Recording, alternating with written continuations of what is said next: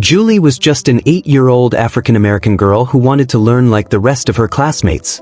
Unfortunately, her teacher never wanted that. She often mocked Julie and humiliated her in front of the entire class. But one morning, Julie got the ultimate revenge. The car stopped abruptly in front of the school, and Julie rushed out the door, her heart pounding like a wild animal. She gave a hasty goodbye to her mother, trying to smile as her mother's car quickly drove away. Anxiety and fear engulfed Julie like a dark wave. She shook her head and apprehensively looked at the large school building. Her hands trembled as she glanced around and weakly murmured, "No, I can't do this today." Then she started running toward the school. Julie had looked out the car window with sadness. She had remained silent during the drive, and her mother had noticed, asking her what was wrong. But Julie said everything was fine, even though she knew it was a lie. As soon as her mother drove away, Julie turned around and bolted down the street, following the path her mother had taken. She flailed her arms and legs, her feet pounding the sidewalk as she desperately tried to escape the clutches of school. Tears streamed down her face, but she didn't stop to wipe them away. Her backpack bounced behind her, the unzipped compartment spilling books and pencils onto the ground like breadcrumbs. She didn't care, she just kept running. With each step, Julie felt her panic grow. She couldn't face another day of school, classmates, and teachers. She just wanted to go home, hide under her bed, and never come out. She ran faster, her breath becoming ragged as she tried to flee her fears. Julie glanced back once, seeing the trail of her belongings, but continued forward, ignoring the pain and fatigue. Just as she dashed around the corner leading to her school, she suddenly heard someone call her name. She stopped dead in her tracks upon recognizing the voice. It was her favorite English teacher, Mrs. Clarkson. She turned around and, of course, the woman approached her with a warm smile. Curious, Mrs. Clarkson asked Julie where she was running to. The little girl looked at the school with dread before slowly lowering her eyes to her feet. She wished the ground would open up and swallow her whole. She knew that Mrs. Clarkson wouldn't let her leave the school without a valid reason. Mrs. Clarkson gently placed her hands on Julie's shoulders and repeated her question. This time, Julie had no choice but to answer softly. She explained that she had forgotten her lunch in her mother's car and was running to get it. But it was a lie. She hadn't forgotten her lunch. She had intentionally left it behind because she had lost all appetite as soon as she arrived at school. She hoped her excuse would convince Mrs. Clarkson to let her go home. The woman merely smiled at her and began to guide her gently back to school. She told Julie there was no way she could catch up to the car, encouraging her not to worry about lunch and promising to buy her something during recess. With every step toward the school, Julie felt her legs grow heavier and her stomach churn. However, she kept it all to herself and followed the teacher's advice without question. Eventually, they reached the school and parted ways. Mrs. Clarkson went to her desk while Julie headed to her classroom. When she arrived, Julie saw her principal and her heart sank. He was the reason for all her fears and why she desperately wanted to skip school. She wanted to avoid him at all costs. She stood there for a few seconds, then lowered her eyes to her feet and mumbled a hello before continuing to her desk. Mr. Saar frowned and shouted, "Come back here." "What's wrong with you, Julie?" he yelled, his face red with anger. "Do you think a weak little mumble is a greeting? You've ruined my day from the start." Julie trembled, her eyes fixed on the floor. She felt like she was shrinking, disappearing under his rage. "You'll have to do better than that," he shouted, his voice making her jump. Julie then properly greeted him, and he barked, "Now get back to your seat and don't waste my time." Julie rushed to her desk, her heart pounding with fear as the classes began for the day. Her eyes were already red from crying, but she didn't let that stop her from learning. Despite her fear of Mr. Saar and how terrifying he was, she stayed focused on her lessons and kept learning.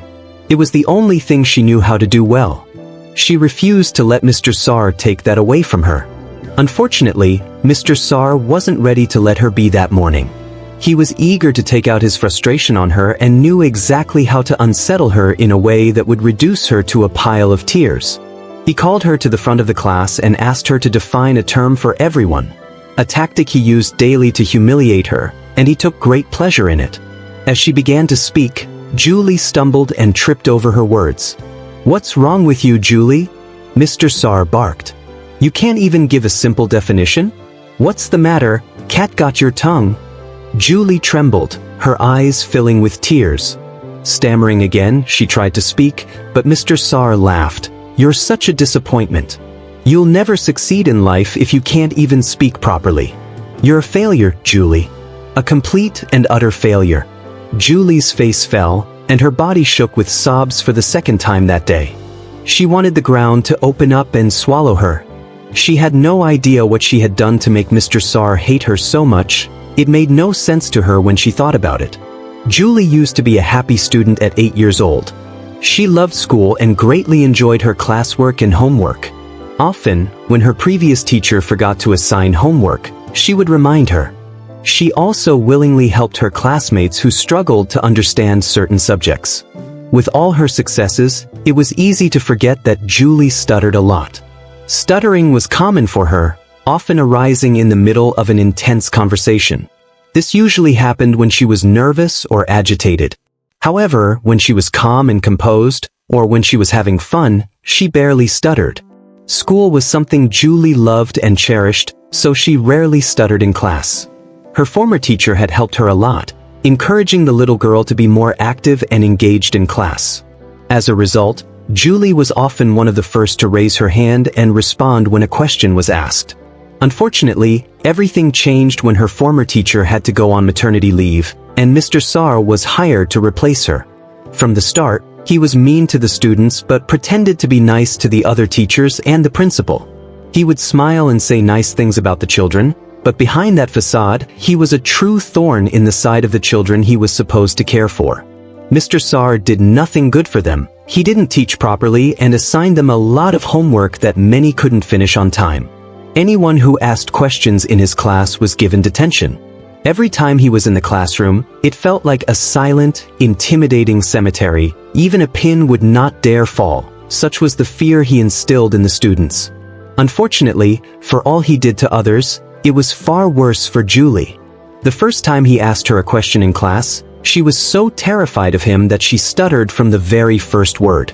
She knew the right answer, but every time she tried to say it aloud, it was as if she lost control of her tongue. He immensely hated that, believing she was doing it to annoy him, and he did not take it lightly.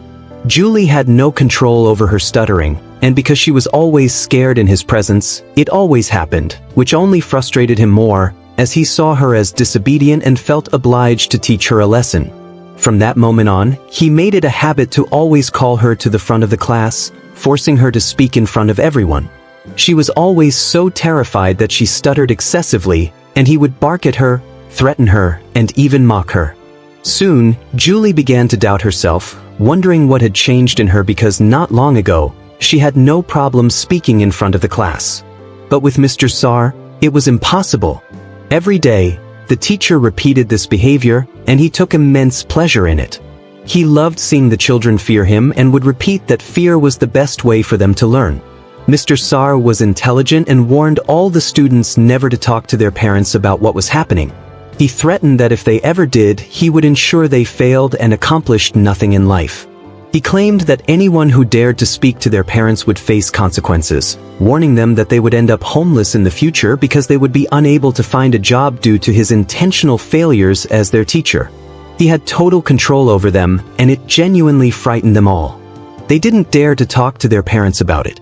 It hurt Julie deeply not to be able to discuss it with her mother. She hated lying to her mother, but every time she considered telling the truth, Mr. Saar's words echoed in her head, and she remained silent. However, Julie knew she couldn't stay silent forever. She remembered who she had been when she had her former teacher, confident and unafraid. She realized that Mr. Saar's bullying had changed her and made her fearful. Julie knew she needed to act. She decided to stand up to Mr. Saar the next time he bullied her. Unfortunately, that fateful morning, Julie's fear took over, and she tried to run away, but her plan was thwarted by Mrs. Clarkson. Now, as she stood before her classmates with her head down, Mr. Saar continued to mock and insult her. He pressed his finger against her head so hard that it hurt, causing tears to well up in her eyes. "What's wrong, Julie? Cat got your tongue?" He sneered, ridiculing her. Or are you just playing the fool again? He demanded repeatedly that she give him an answer, but every time she spoke, only stutters came out. I'm tired of your stuttering, Mr. Saar declared. Today, I'm going to make you speak clearly, whether you like it or not. You will answer me without stuttering, or you will face the consequences. Julie was so terrified that her legs began to shake as she stood before the entire class. But Mr. Saar didn't care. He poked her in the shoulder, ignoring the tears streaming down her frightened face. He told her that crying wouldn't change anything and that the only way for her to end this was to speak clearly. He was prepared to poke her all day if necessary. Hearing this, Julie had no doubt at all. She was certain he could do exactly that. Suddenly, she remembered her plan to stand up to him. She realized that he was nothing but a bully, and as long as she remained submissive, he would continue to treat her this way.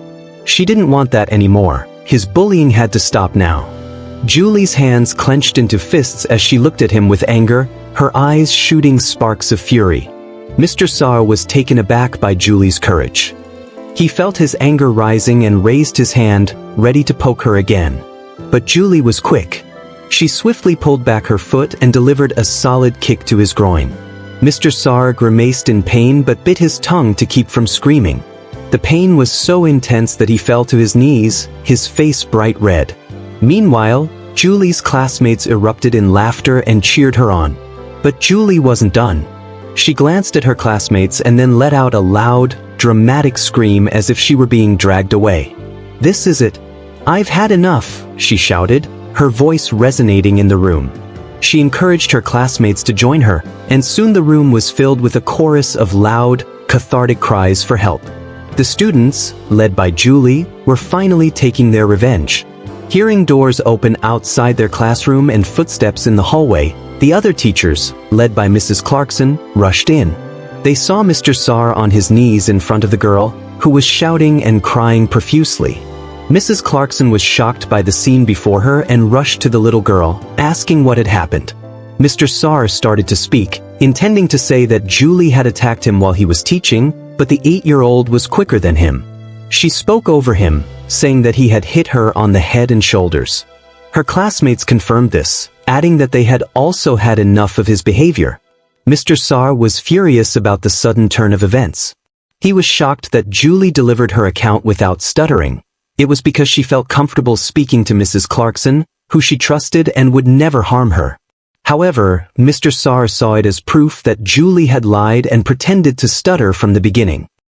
He accused the children of lying and claimed that they were trying to incriminate him. Nevertheless, the overwhelming testimony against him was too significant to ignore. He was escorted out of the premises while Julie was taken to the nurse's office to ensure she was okay.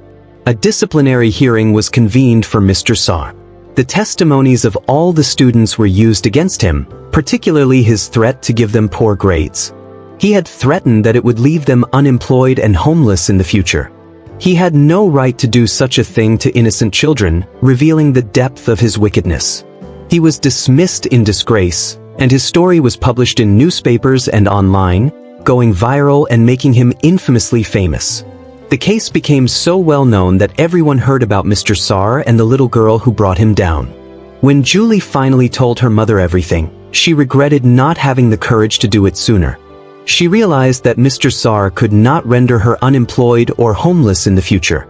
She also knew that if her mother had known from the beginning, things would not have escalated so much. Her mother felt guilty too, having had no idea that her daughter was being bullied at school. It weighed heavily on her. She vowed to be more attentive and present for her daughter in the future.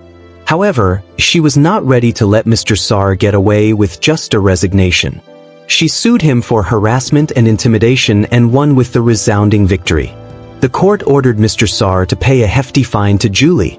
When the parents of Julie's classmates saw this, some of them also pursued legal action against him. This plunged Mr. Saar into serious debt. He took out loans he could not afford, unsure how he would pay them back.